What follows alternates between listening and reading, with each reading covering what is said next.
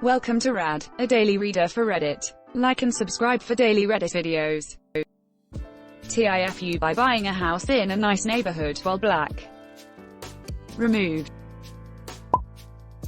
Dude, get security cameras. This neighbor might snoop or vandalize on your property. This one crappy neighbor is enough to cause a world of issues. And it looks like they'll take any opportunity to try and screw up over. Document everything and sue the pants off him once he starts pulling some BS. Start with getting a police report of this incident, and if he continues with harassment, you'll have a paper trail extending to your very first meeting. And call the ACLU. I want to know why you were cuffed. I don't even know if it's the neighborhood or just this butthole. Reminds me of the black woman who put up that sign on her door and the neighborhood supported her against the racist house. Do you have a link for that? I'm kinda interested. I believe the person above is referencing this story. www.revolt.tv. Thanks dude. Jesus, those people are scumbags. Like, what actually possesses someone to act like that? Is it so hard to just not be a dick? If the neighborhood is under construction, you could make this story blow up big enough to sell the rest of the houses to black people. 40 years ago my white in-laws sold their house to a black couple. As soon as the neighborhood found out, they ghosted my future wife's entire family. Turns out the buyers were well-educated career people. That probably pissed off the neighbors even worse once they found out. There was a precedent for this. In the 60s, banks would redline neighborhoods with black homeowners. Literally draw a red line around those areas on the map and refuse to approve mortgages inside those boundaries. Once redlined, all the houses became nearly worthless because to sell you would have to lower the price to be affordable in cash. Lastly, every single other house would then be sold off for 10% value quickly in cash purchases as all the whites tried to recoup whatever pennies on the dollar they could. This was called white flight. The white fled the inner city and bought suburban homes, and the formerly pricey city homes became ghettos. This is one example of institutional racism. For decades people associated a black family moving in with destroying the neighborhood, not realizing it wasn't the color of the neighbors but the crooked lawmakers and banks that drove the home prices down. All they knew is that when a black family moves in, the home values go down. Many people are still around to think that way now. Edit. There's a lot of examples like this where public policy worked to prevent blacks from gaining wealth. Wealth in the US is primarily built in the middle class by buying a house, paying it off over 30 years, and giving it to the next generation as well. Each generation then builds upon the prior with their own properties. When soldiers came back from World War II, they were given the benefit of buying a new house for extremely cheap. Entire neighborhoods were built of small ranches, but the benefit was only for whites. So every white family got a start on building wealth while every black returning from war went back to the ghettos and poor-paying jobs with little hope of ever owning property or even being given a fair opportunity to get a mortgage from banks that made it policy not to lend in black neighborhoods. The GI Bill helped whites get homes, loans, mortgages and college education, all on taxpayer money. But those same benefits were all virtually unavailable to black veterans. The inability of black families to build wealth through both property and higher education up to the 80s due to institutional racism accounts for the relative difference in upward mobility to this day. Security cameras and motion-activated floodlights are a must. Motion-activated floodlights directed towards his bedroom window. Illegal to point them at the house, but you could maybe get away with wide-view lights that are aiming near their place. Illegal to do so intentionally *. Well, that's what I said. You can, unintentionally, do it with wide-view lights aimed in your yard. You just accidentally leave some especially reflective mirrors in the yard as part of the remodeling. You could just accidentally shine a high-powered red laser into his bedroom, freaking him the frick out. You could just accidentally shine a high-powered red laser into his bedroom, freaking him the frick out. I know. This toaster was kidding, but don't do this, boys. You'll get party van. Yeah, not really. By maybe you could accidentally murder him and his family, then cannibalize their bodies before using their bones as sex toys in a ritual to summon Garkath the Slithery One. I'd be investing in a security camera and documenting every single interaction with that neighbor, starting with the police report of that incident.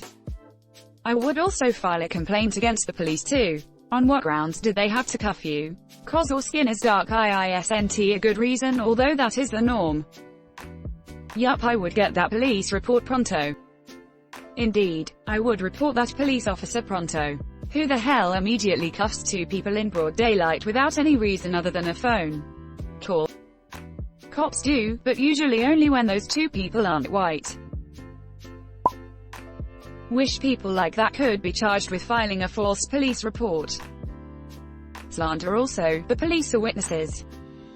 Dude, the police showed up and just without any proof or explanation handcuffed the black couple because obviously they're going to. They are cops. The police aren't going to help here. Time to call the local news stations and the racist employer, or put their business on blast. Employer is probably the best way. Film him saying something bad and post it everywhere. I've always liked the idea of sending dashcam footage of moronic drivers to their employers, asking if this is how they like to advertise their company.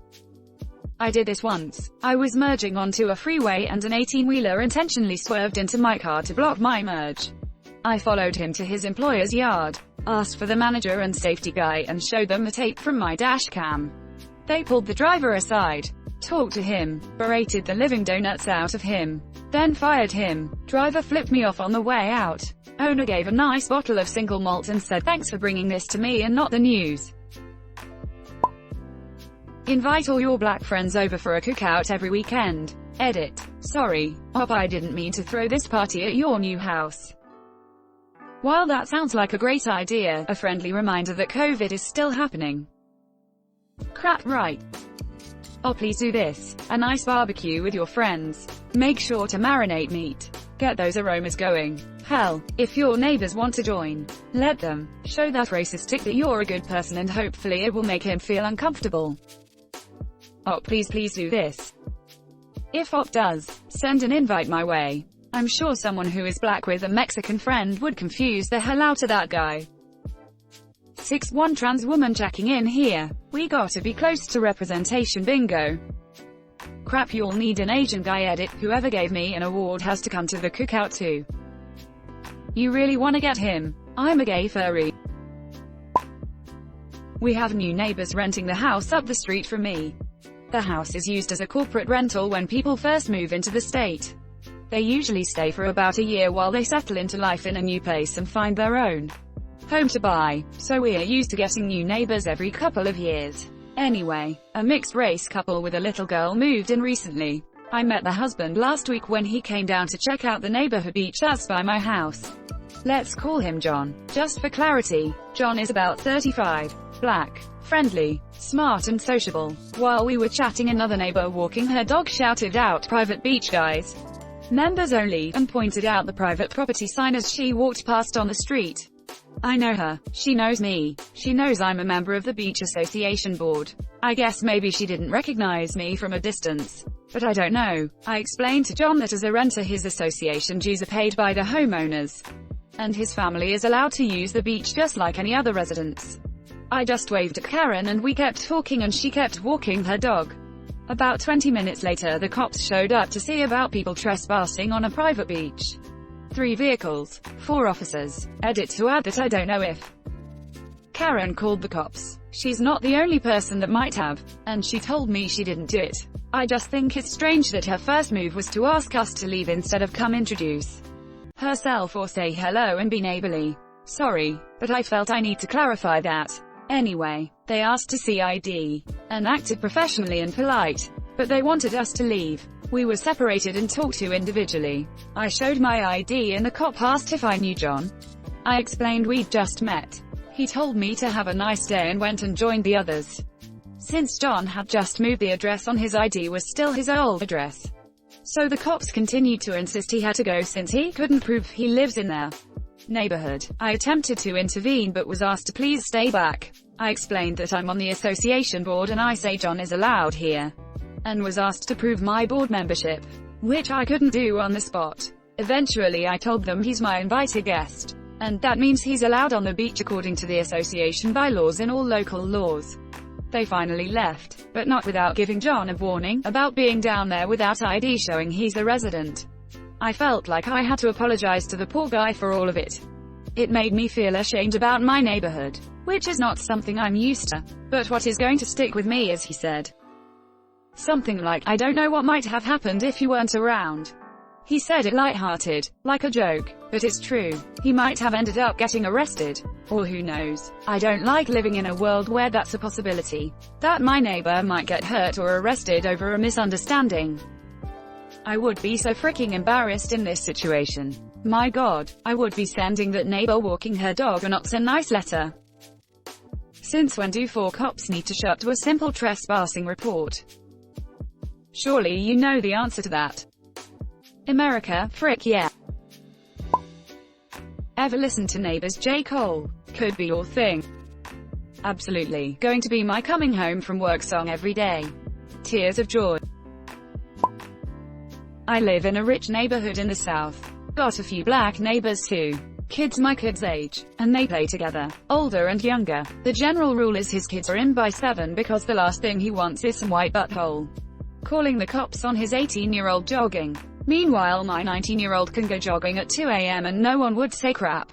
Sorry bro, we'll get there. It will take more time, but my kid and his best buddy are creating a whole new country.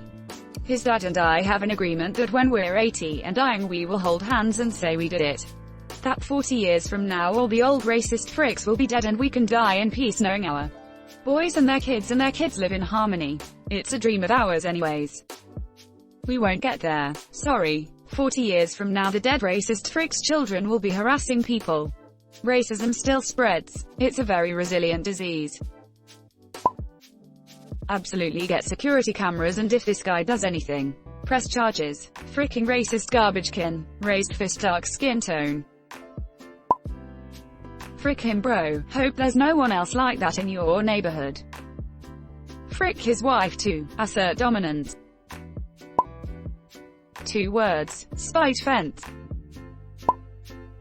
Will this story be on the news? If it's true then I hope so. I wasn't planning on it. I don't want to cause any problems in my new community. The officers apologized once they understood the situation, and told me they would keep an eye on my street for me. Did you ask the officers why they felt the need to put Yal in handcuffs? They knew the neighbor, and by the time they got there we were pretty upset and close to blows. I guess they thought it was the best way to de-escalate. We have never had any run-ins with the law. By the end of it we were way too shook up to ask questions. Make sure you make a complaint to the police about this. It's a false police report and he should be fined for it. Secondly, if you haven't heard, or I'm sure there's something in the guidelines about harassment, you may want to start keeping a record of offensive behavior in case he gets violent. I'm so sorry. If I were you, I would invest in a lot of video surveillance for your racist neighbor and the cops. Don't answer knocks on your door in the middle of the night.